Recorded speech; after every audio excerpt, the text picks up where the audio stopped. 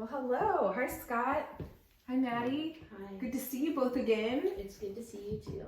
Yeah, so last week it was a bigger group, right? We had, Maddie, we had your mom, Joan, with us, and we had your two kiddos. And I specifically just wanted you two to come back. So that's why I invited you, Scott and Maddie, without Joan and the kids, because today I really just want to focus on your relationship. So what I heard last week, and Scott, Maddie, please tell me if I am not getting this right, is that, Scott, you have been feeling like Maddie is really prioritizing her relationship with Joan, her mom, over her relationship with you. You mentioned that Joan calls all of the time, and they talk several times a day. You mentioned that Joan just kind of comes over to your house uninvited, and she'll just pop in whenever she feels like, that whenever she wants to, is my understanding. You also mentioned that she gives Maddie advice. That's often in contrast to the advice you give her, and Maddie tends to side with her mom. And so you had really expressed that you were feeling like Maddie, again, is kind of prioritizing her relationship with her mom over her relationship with you. Am I remembering that correctly? That's correct. Okay. Well, again, I just today would love to just spend time thinking about your relationship and how we can kind of strengthen that. I just want to start out by asking, since we met last week, has there been any kind of issue or conflict that has come up with Joan that we can kind of work through today? We were doing pretty well this week, up until last night. Last night we were having a conversation, and my mom did call, and I did answer the call, and we talked on the phone for a little over an hour, and by the time I got off the phone, I felt like Scott was just being really passive aggressive towards me, and like I was feeling, I don't know, judged for even taking a call like from my mom, and I could tell the mood just shifted, and that like caused me to be a little irritable. And then like I feel like there's just been tension since. Scott, would you describe the situation in the same way? Tell me about it from your perspective. It was similar. I remember being passive aggressive, but we were in the middle of a serious conversation, and then, which I would have hoped that she would just ignore the call and call back, but she took the call, and that was it. So in that moment when she took the call, what were you thinking? I just felt like I was not important.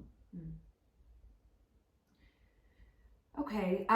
Did you guys, after that happened, Maddie, after you got off the phone with Joan, what happened then? Did you guys have an argument? Did you talk about it? Did you just kind of ignore it? I'd love to hear kind of what happened when the phone call ended.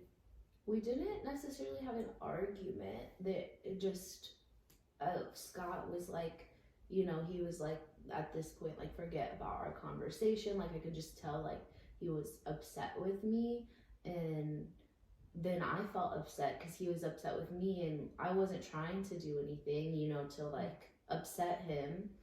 So I don't know, we've not talked about it since.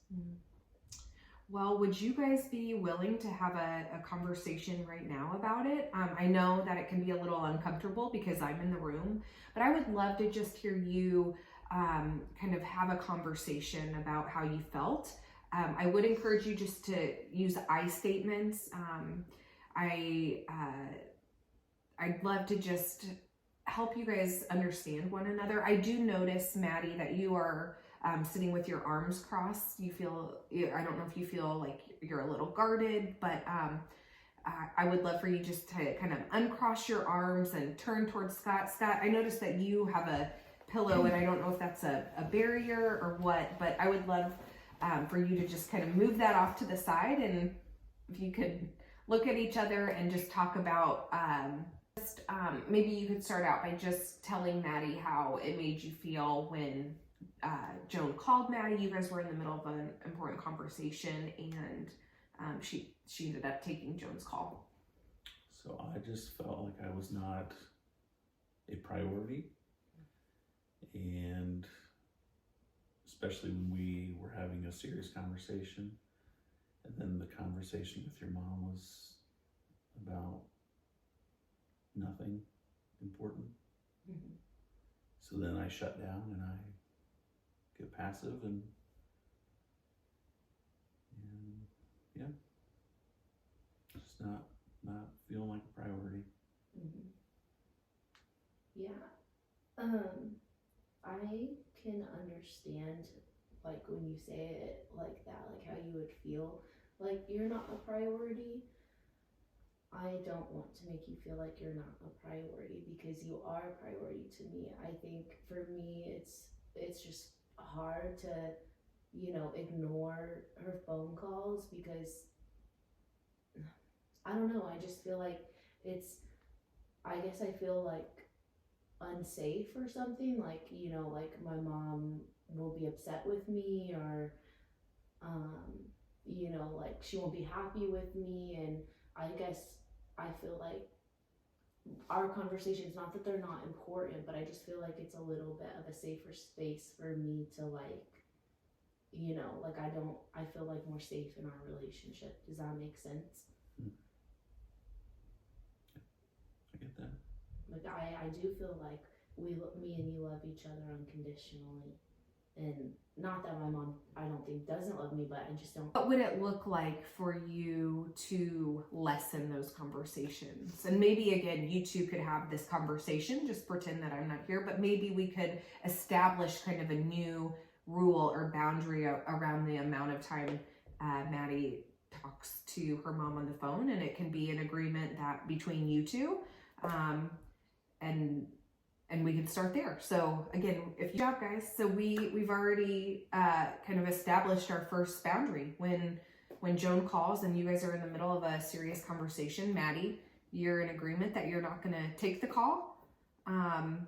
And so let's kind of think about that over the next week.